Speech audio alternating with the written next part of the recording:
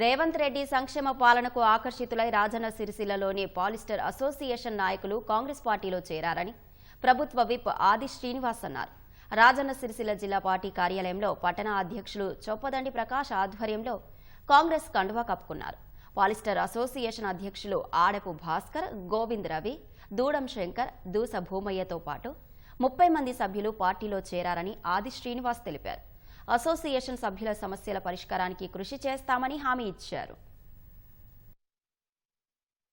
ప్రముఖ వస్త్ర వ్యాపారులందరూ కూడా ఈ రాష్ట్రంలో గౌరవ ముఖ్యమంత్రి రేవంత్ రెడ్డి గారి నాయకత్వంలో అనేక సంక్షేమ కార్యక్రమాలతోటి అటు రైతన్నలు, ఇటు నేతన్నలు, అటు విద్యార్థులు, నిరుద్యోగులు, మహిళా తల్లులు అందరికీ ఓవైపు సంక్షేమాన్ని, మరోవైపు అభివృద్ధిని సాధిస్తూ ముందుకు పోతున్న తరుణంలో వాటికి ఆకర్షితులమై ఈరోజు కాంగ్రెస్ పార్టీలోకి చేరతామని, మా చేతుల మీదుగా కాంగ్రెస్ పార్టీ జెండాలు కప్పుకొని చేరినటువంటి మిత్ర బృందానికి ఈ సందర్భంగా కాంగ్రెస్ పార్టీ అధ్యక్షునిగా వారందరికీ స్వాగతం తెలియజేస్తా ఉన్నా.